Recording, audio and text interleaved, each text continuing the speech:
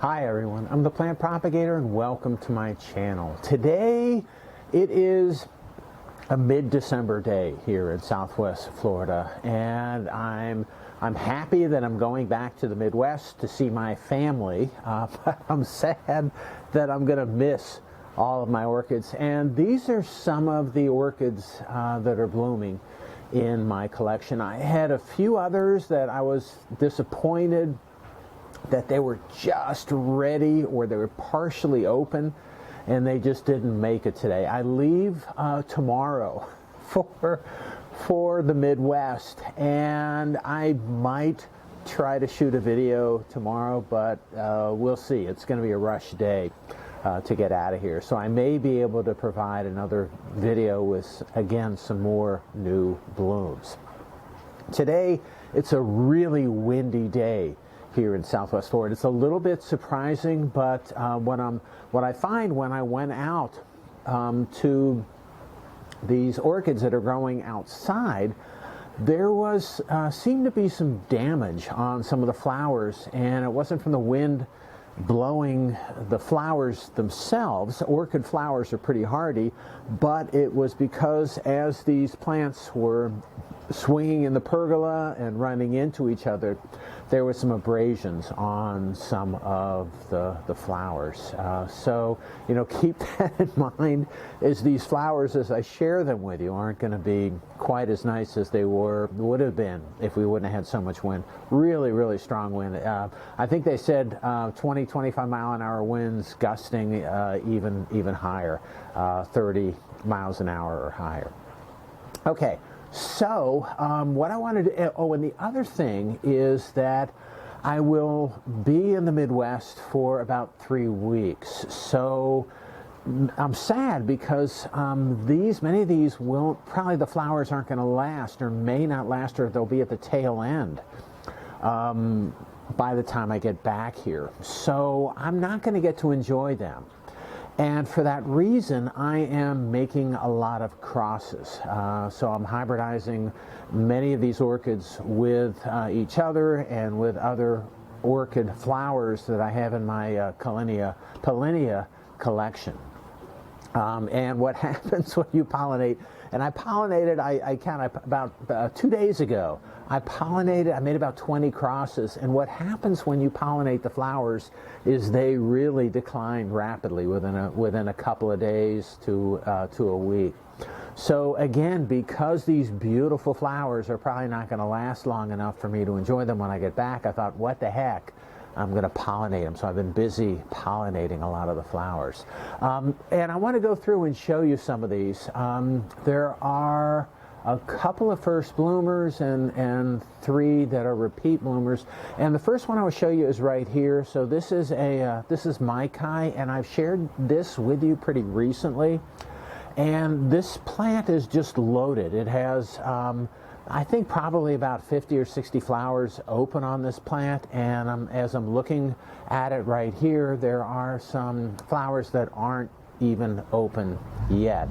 It's been blooming maybe for a week or 2 already, and it will probably continue to bloom. And some of the small flowers on here will probably be, still be okay by the time I get back. But what I did on this plant is, because there were so many open flowers and there's so many spikes, I crossed the heck out of it. So as you look at this plant and these really beautiful small flowers, smaller than I usually like, you can see some of the flowers show some fading. And what happens is the sepals and petals collapse and the flower kind of droops. And that happens, I made these crosses a couple of days ago, so that happens really quickly. So I did that on this plant, and I did that on another plant that is stuck in my tree in my front yard. Jamaica Red, same type of thing, really pretty small flowers. Crossed them a couple of days ago, and those flowers are also really declining quickly, which is good because it indicates a successful cross. All right, let me talk about, so this is again Maikai, which is right here. This is a repeat bloomer. And then what I have right here is this plant that is also a repeat plumer that is going crazy. So this is Cornelia calipana, and this has bloomed for me repeatedly. It's a really vigorous grower. I've used it in my crosses. It has 8 flowers that are currently open, and there are an additional 5 flowers on these 2 bloom spikes right here and here that haven't opened yet. So this really puts on a nice show. Really vigorous plant, and I'm looking, and the roots are just grabbing onto the pot. Does well, very little care, and this is just really a nice plant. This is I'm not really sure of both of the parents. One of them I know is pumila. It looks like a big Cattleya pumila flower, but I think it's an interspecific Cattleya cross, and it does well in crossing. It's both a good seed parent and pollen parent. Fragrance on this, I should also say that the flowers, when they open, they tend to be a little bit white, and then they develop this a little bit of a purple coloration as they go on. So this is a plant I really like because it's vigorous, produces so many flowers. They're big flowers, and it tends to do very, very well. The other one over here on the front of the table here, this is Cornerstone Compass, and this is a huge dark purple flowering Cattleya. Also a really vigorous plant, does really well. Right now it has 2 huge flowers on this plant. I've also used this in my crosses, and this also I haven't used that much. This is only the second time, I think it's the second time this thing has bloomed, and it might be a kind of a seasonal bloomer. So I looked in my records, and this bloomed exactly 1 year ago, within a couple of days of when this thing bloomed. Now the other thing on this is that I don't know if you can tell what around, so there's 2 huge flowers on the front of the plant, but around back there's 2 more huge flowers here. These are just massive. These are huge flowers, intensely fragrant too. You smell this guy, and it is just it's incredible. Very floral, very sweet. Big flowers. What I'm trying to do the cross that I made, I crossed it with a yellow. I'm trying to bring a little bit more yellow, a little bit more contrasty colors in there. But then I also, and just so you know, there are 2, I don't know if you can see, there's 2 tags that are hanging from the 2 front flowers on this. And I used this in my crosses. So I crossed it on another really dark, actually a dark red flowering cap, but then I also crossed a white Cattleya onto the other flower. So we'll see what the progeny, well, if I get anything, and we'll see what the progeny of that looks like. But just a really nice big, this is a big Cattleya right here that I really like. Okay, right here and here, these are 2 new blooms, and right here in the middle, if you can see this, single bloom small plant, and this is RLC Monthatip Gold #1. So I picked this up maybe a couple of weeks ago. I'm not responsible for growing this to flower. It had a flower spike on it when I bought it from Sundance Orchids in Fort Myers, Florida. This is a nice plant. I bought this plant because I looked to see who the breeder on this plant was, and it was the same individual that was responsible for generating Amazing Thailand, which I like. Again, what you have on this plant is a big open flower.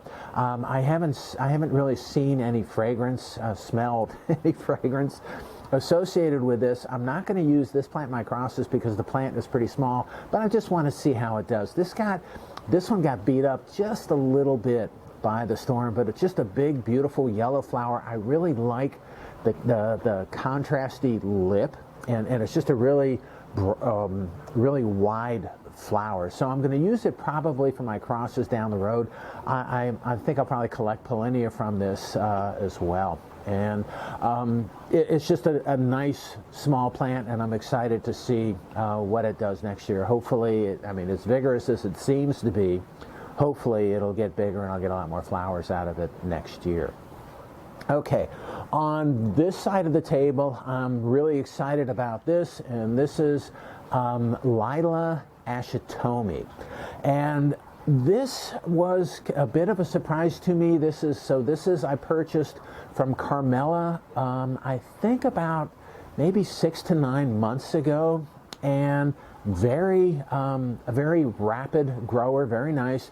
It's got 2 flowers that are open. Again, you have very nice contrasty yellow petals and sepals with some red flaring and a red edge on the front lip.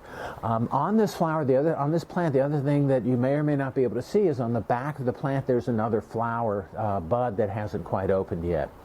So when you look at this, I really like the coloration on this, but when you look at this, I have a lot of plants that have kind of similar patterns and markings, and it's because of the ancestry on this. So this is 50% Toshi Aoki, but the interesting thing, Toshi Aoki is that the mom or the dad, Toshioki on each side, each parent of the mom and the dad was Toshi Aoki, and I don't know if it was a male or female, but so when you look at the grandparents, 2 of the grandparents of this were Toshi Aoki, and it has a lot of similar characteristics and features, but I think it has maybe a little bit more red coloration in there than Toshioki. And what I'm finding is that a lot of the flowers that I'm buying, a lot of the plants that I'm buying, a lot of the ones that I'm attracted to because of the striking, red and yellow coloration, the flaring in the lip